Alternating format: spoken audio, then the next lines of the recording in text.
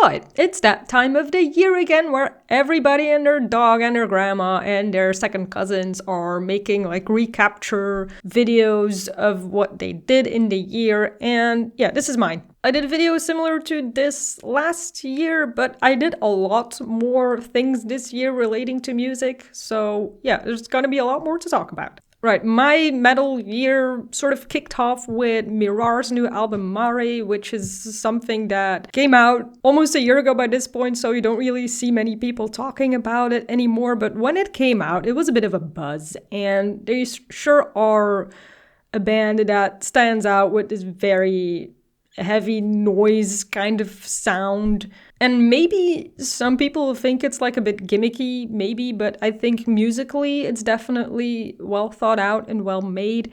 But it's not for every day, at least not for me. But Mirar is definitely the kind of band that I feel like is not for everybody. But I thought this album was pretty cool. Yeah. Another band that has been making waves, so to speak, that's a perfect pun because I'm talking about Tsunami Sea by Spiritbox, an album that I liked, but I never got to loving it. I think Spiritbox is a fantastic band, but they're not my favorite band.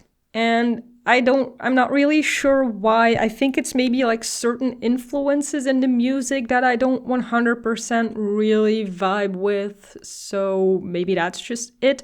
Maybe it's a band that I will come back to when I'm in a certain kind of mood, because music is so mood-based, right? Either way, yeah, it's Spiritbox. They made a name for themselves in the last like 5 years or so, and rightly so, because they are very talented musicians and they make really cool music. I don't always 100% like everything that they do. It's a bit hit and miss for me, really. So yeah, but I did enjoy Tsunami Sea. It doesn't call me back to listen to that much. But I thought there were some really good songs on there and a lot of interesting stuff. And I'm very curious to see where Spiritbox is gonna keep going. Because I do feel like they're certainly one of the more interesting heavy bands of the modern metalcore scene. Or just heavy music in general, I guess you can say. Next album I want to talk about that came out early this year is Whitechapel's Hymns and Dissonance. This one knocked me off my socks. Whitechapel just knocked me off my socks in general. This is a band that I knew a little bit vaguely by name before I started this channel, and that was my introduction to Whitechapel. The song Hymns and Dissonance was my introduction to Whitechapel, and I have since listened to pretty much their entire discography, and this is probably one of the best things they ever made in their entire career. They're a band that have been around for a long time. They're one of those OG deathcore bands that from that first MySpace wave back in the day in the early 2000s. Definitely, like, weirdly, an album as dark and demonic as it is just something that I just happen to find myself in the mood for quite a lot. I don't know what that says about me, but I just think it's all just... Every song is just really well done. The whole album, like it's sort of a concept album. It tells a story. And yeah, maybe if you have friends who are unfamiliar with Whitechapel, but you think they might enjoy it, I think this is definitely a good album to start them off on.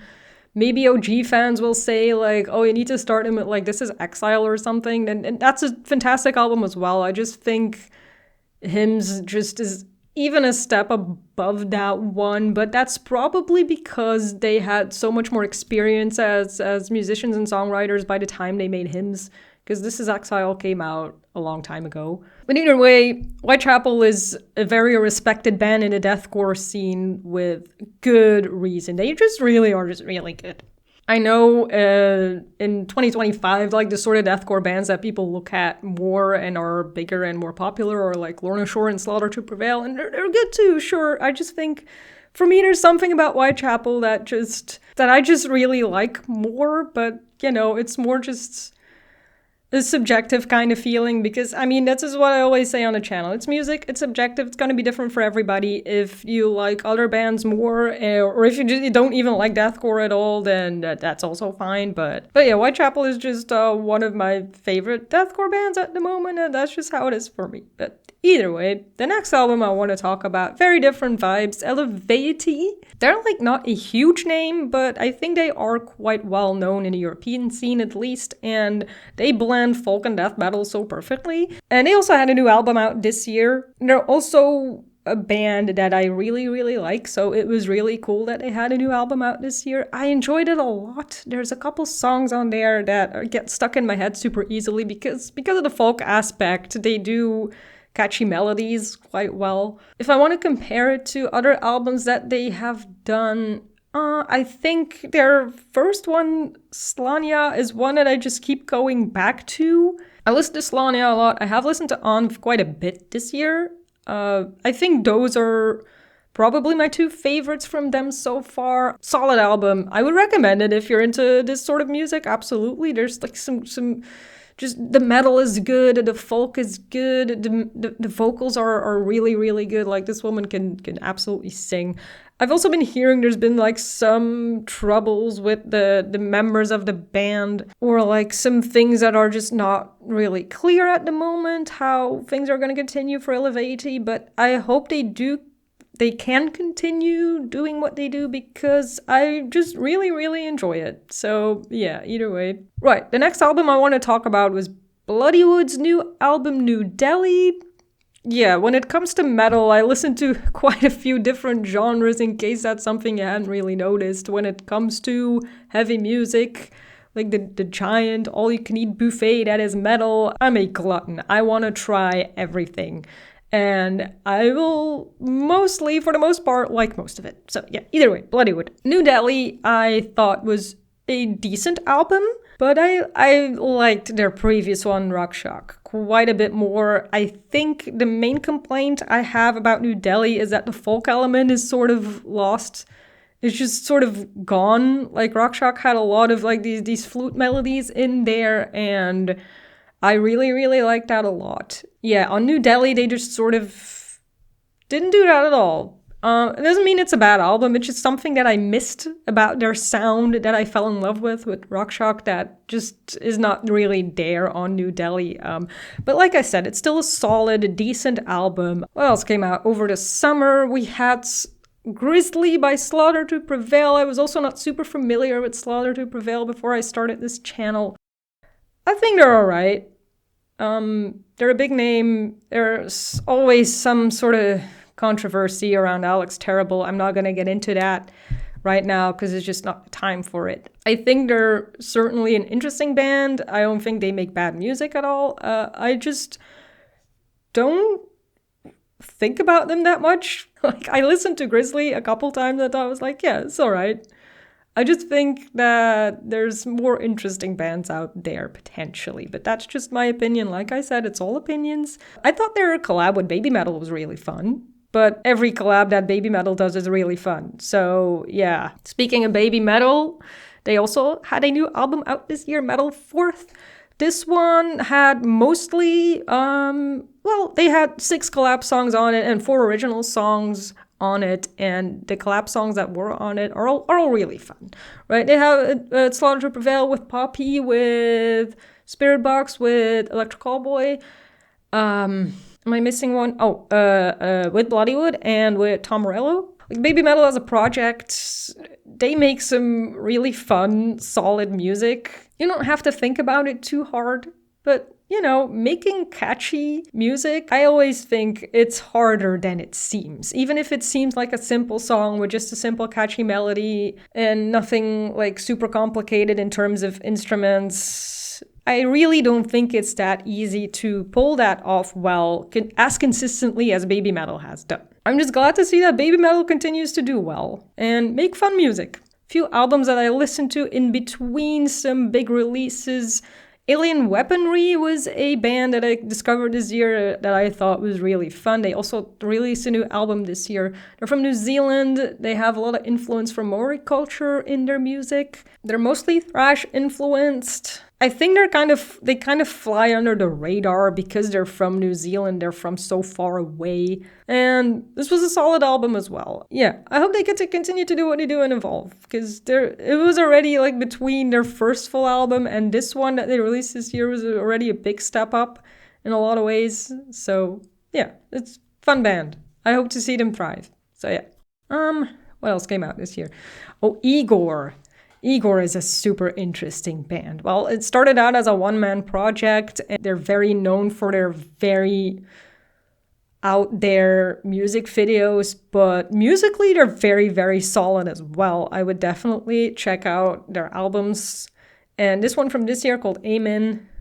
So just really, really fun, experimental, weird, but still catchy sort of mix of, well, death metal, but also like breakcore and dubstep, and like mixing metal with EDM is not a new thing, but Igor like does its own spin with it, and they're a band that I don't know is like for everybody, but I think they're just interesting. Right, so another band that I was already familiar with for quite some time before I started this channel is Orbit Culture, and I cannot stress this enough. This band is one of the most solid death metal bands to come out of Sweden and any country really in the last few years. They've been building up their reputation, and a lot of people have been yelling about how they don't get the attention they deserve for a long time, so I'm just piling on that. Either way, their album that came out this year was Death Above Life. I really enjoyed it. Another huge popular band that dropped an album this year was Lorna Shore, and the title, I love this title, but it's very long. I feel the Everblack festering within me. I mean, as album titles go, that's just fantastic, isn't it? And it's a very Lorna Shore type of title, and the album is, you know, for many people, this was album of the year, and I very much understand why this was album of the year. The more I listen to it, the more I'm like, this is so insanely well done. And I know people are gonna maybe complain a bit that Lorna Shore, all of their stuff just kind of sounds the same. And I will be honest, the first time I listened to this album was like, yeah, I kind of see where they're coming from, because they have a style, and a lot of their songs are just built up the same way or in a very similar way. But the more I listen to this album, the more I'm like, I really don't care, because what they do so extremely well. Like, none of this stuff seems easy to me either, that you can have a good enough understanding of deathcore to make that aspect of the music so well, but also a good enough understanding of what makes symphonic stuff work well with metal. And in that sense, they're certainly one of the more unique deathcore bands around now. I know they catch a bit of hate because they're popular, but they're popular for a reason, okay? They just make very, very solid and very awesome music. One of my favorite bands in the world who has been around for a very long time is Heaven Shall Burn, metalcore band from Germany. They also had a new album out this year, Heimat, and I think it's one of the best ones they released in a few years, or in like a while. All of their albums have something about them that is really good, but Heimat for some reason just stood out as like, oh damn, they like found something again that really lifts this album up to like something that's just really, really good. If you're unfamiliar with Heaven Shall Burn, and I also don't understand why this is a band that people really don't talk about much, but I suspect it's because they're a metalcore band from Europe. And there are very many solid metalcore bands coming out of Europe, but I think it's just that European metalcore just flies a bit under the radar for some reason. But either way, Heaven Shall Burn is just a really good band. Heimat was a very good album. You need to listen to it more. You need to tell all your friends about Heaven Shall Burn if they're not familiar with them. They have been around for a very long time, but they just continue to just make really solid music. And I don't think there's really that many bands that are just consistently this good for such a long time. Okay, let me tell you a little bit about a proggy band from Belgium, and I'm talking about Psychonaut. They're not a huge name in any way. They're a solid name, a well-known name in the Belgian metal scene, but I think abroad they're not that very huge at all, and it's quite possible that a lot of people from different countries have not really heard about Psychonaut much. But they also had a new album this year called World Maker, very much in the style that people who are already a fan of this band know them from. It's a bit of Tool, it's a bit of Pink Floyd, a lot of prog, like some Opeth probably thrown in there as well. Very just meditative a lot of the time, almost. Like, I mean, yeah, they call themselves Psychonauts, so yeah, that's just it. I really like this band, and they're probably not the best prog band in the world, but I don't care. I just think they're great. This album was very well made and really good, and I hope to see them continue do what they do as well. I keep saying this, but listen, a lot of these bands are some of my favorite bands in the world, so. And they're one of those bands that make the Belgian metal scene definitely worth diving into a little bit. Right, let's talk about a couple of Black Gaze albums that came out. If Black Gaze doesn't mean anything to you, it's like bands who take elements from black metal and elements from shoegaze music. Alcest is a huge band and one of my favorite bands in the genre. Deafheaven, I think, is more popular. They've been like the name for like hipster black metal. Is like a nickname the genre gets, which is like, I mean, it describes it pretty well, right? But the music is really well made. Either way, Deafheaven also had a new album this year, Lonely People with Power.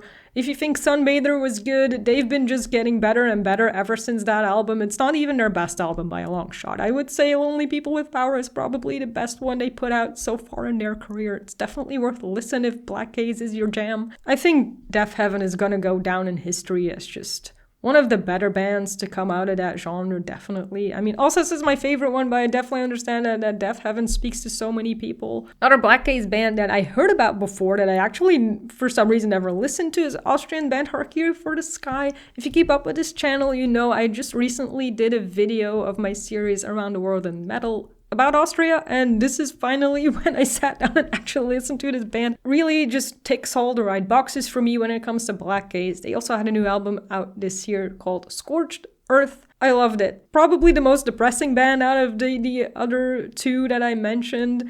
Like between Deafheaven and Alcest and Harakiri for the Sky, that last one is definitely like the most depressing one. But, sometimes you're just in that kind of mood.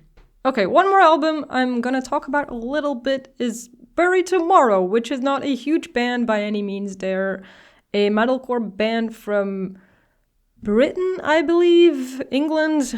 Don't come for me for mistaking what country they're from exactly. But either way, they also had a new album out this year, Will You Haunt Me With That Same Patience, which is also a long album title, but I think it works. I saw Bury Tomorrow open for Electric Callboy in November in Antwerp when I went to that show, and I was very impressed. I was actually unfamiliar with them because honestly, I am still very much a baby when it comes to metalcore, but they're a band that has been around for a long time by now. I have a lot of albums, and I had a new one this year, and I thought it was really, really good. And I'm glad that they are now a band that are in my life. And this is why when you go see bands, you don't skip the openers because you never know what you could get. One of your new favorite bands might be there. Just because a band is an opener doesn't mean like they're worse than the headliner. Just the headliner is just more famous. But yeah, now I guess it's time to tell you about what my album of the year was. I very often have a hard time choosing a favorite, but this year definitely one album stood out to me more than anything else I listened to. And this band knocked me off my socks more than any band a lot of bands have in a lot of years. I already said that Lorna Shore's album came this close to being album of the year for me, but there's just one thing that I can't quite explain really well, but my album of the year is definitely Hymns and Dissonance by Whitechapel. When Hymns came out, I already said to myself, I don't know who's going to have to come out with what to beat this as album of the year for me personally. I don't know. Hymns and Dissonance is just special to me for some reason. It's really not much more complicated than I just like that one the most. I know I tried to make it complicated, but it's really not. It's just my favorite from this year. So yeah, either way. What else did I do this year? Yeah, I have not been to this many shows in many years, also because of the pandemic, but either way, yeah.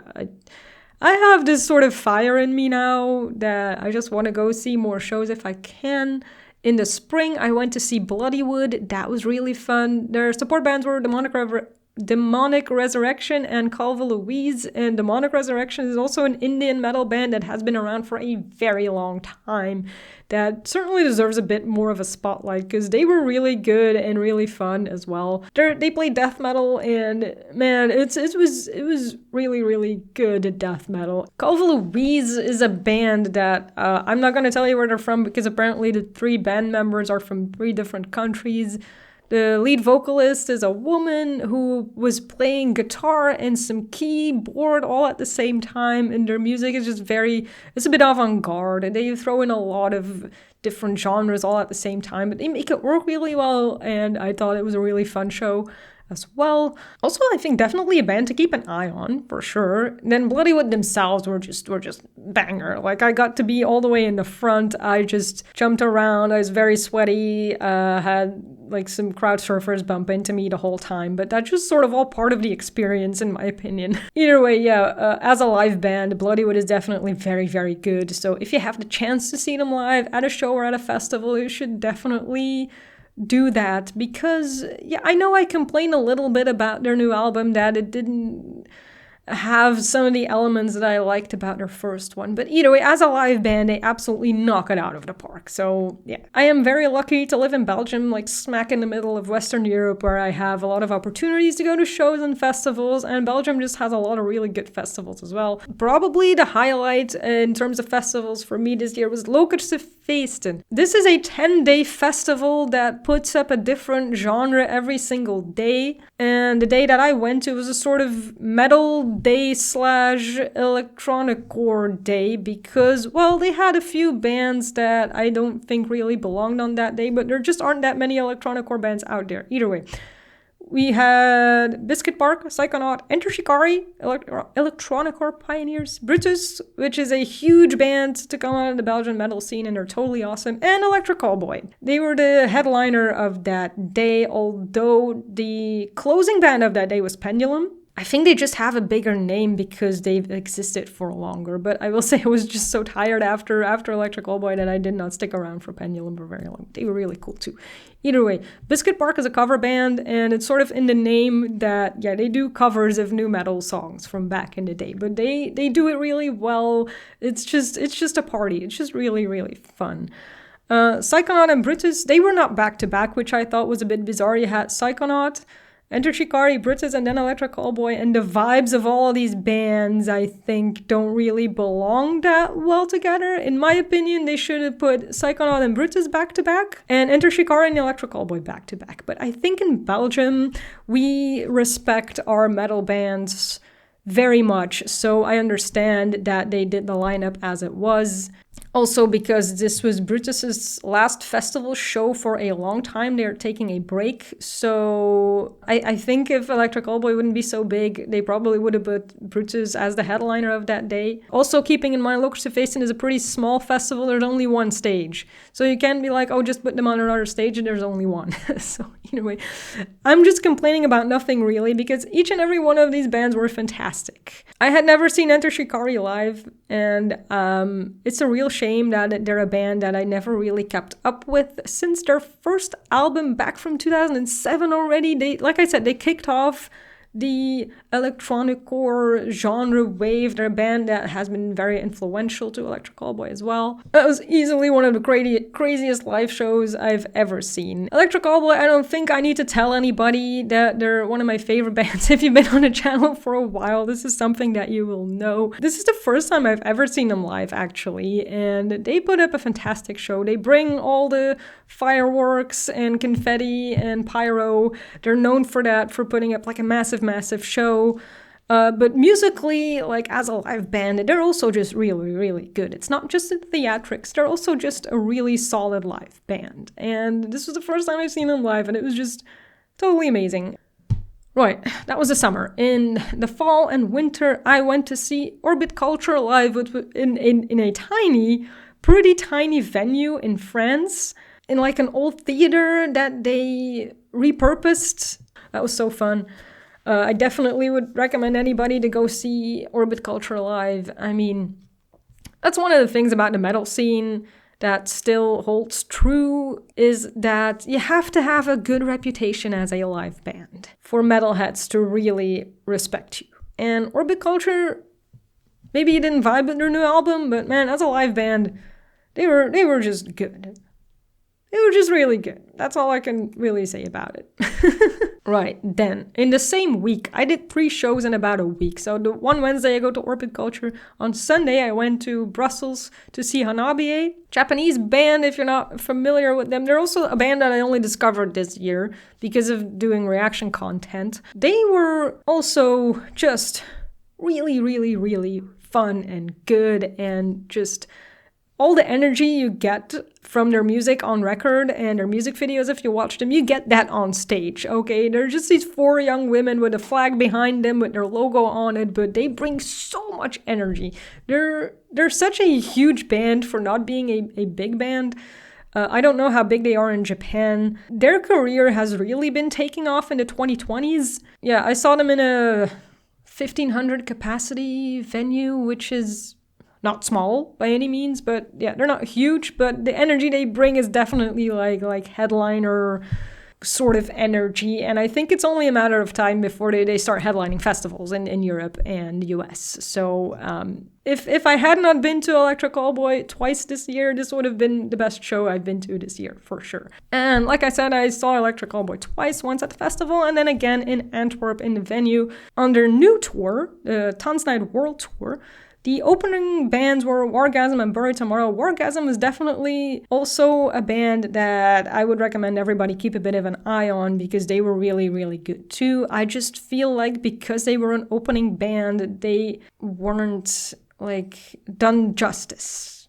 Because they only had half an hour to hype the audience up for them, and I think they work better as a headlining band. So I think it's just something that they're gonna be able to build towards to be a headlining band one day. They only have 1 album out and a couple of EPs, so they're pretty new. So yeah, and of course, Electric Callboy, like I said, massive theatrics, confetti, fireworks, all the works. Also just, again, solid live show.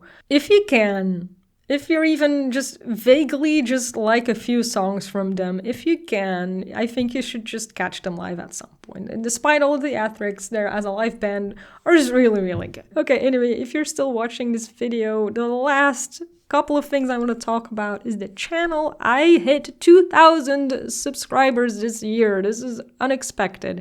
I started this channel just for to have a side project, to have a little hobby, to have some fun, and now there's 2,000 people in here. Not all of my videos land. Videos that I have a lot of fun with and put a lot of effort into usually don't land as well. Some do. I had some videos that had a few tens of thousands of views, which is really, really cool and unexpected. I just feel like I'm just some random person, just another reactor, kind of talks about the metal scene a little bit sometimes kind of person. There's so many out there. I don't know if I really stand out in any kind of interesting way, but, apparently 2,000 people think I do. So that was really awesome. That happened this year. As for next year, who knows what will happen. I will just continue just making videos that I think will be fun. I will continue doing my Around the World in Metal series, even though it just doesn't get a lot of views and it doesn't seem like a lot of people think that's very interesting. I think it's really interesting to just look at every country in the world and discover some bands from there. I suspect that if I get to countries with very big scenes that this is going to change. But yeah, so far, I'm going alphabetically, so far all the countries that I've talked about are just not huge or well known in terms of metal, but so far it seems that pretty much every country except from a couple of really small island states all have something to offer in terms of metal. So I will definitely continue that series, even though it's probably going to take me many years to do every country in the world. I feel I've been yapping for way too long, but I just wanted to get this out there just because it's been a very fun year for me in terms of metal. And I hope next year will also be just as fun in terms of metal. I have a few shows lined up. The first show I have lined up is in February, and that's Lorna Shore and Whitechapel. Touring together in Europe, that is gonna be completely mind-blowing. I might die. I will let you know how that went. Basically, two of my favorite metal bands right now touring together. When I saw that, I was like, I need to go to this show. If it kills me, I will do this show. So that's one that's coming up very soon. So yeah, I'm gonna end it now because it's been going for too long. Just let me know in the comments if you agree with my album of the year. If you disagree, that's cool. It's all opinion anyway. If you have another album of the year, let me know what you thought was the best one. If there's hundreds of bands and hundreds of albums that I missed this year, but just let me know. I'm always down for discovering new music and new albums. Just yell at me like, hey, why didn't you listen to this, you dumbass? Like, let me know. If there are other fun metal things you did this year, like if there are shows you saw or festivals you went to, if you're that lucky that you live in a part of the world and that you can afford these things, because shows and festivals are not getting any cheaper, for sure. So, yeah. Tell me in the comments how your year was, if it was good or bad in terms of music or in general. I hope it was good. I hope your next year will be good. I hope mine will be good. Things are looking pretty good. We'll see what I will have to talk about when that time of the year comes around again and I make a fun metal things I did in 2026 video, but that's another year and a lot of things can happen in a year. So we'll see how that goes. Either way, if you watched this entire thing, thank you for sticking around. Yeah, I will see you next year. Happy holidays, whatever you're celebrating. I will see you in January somewhere. Bye.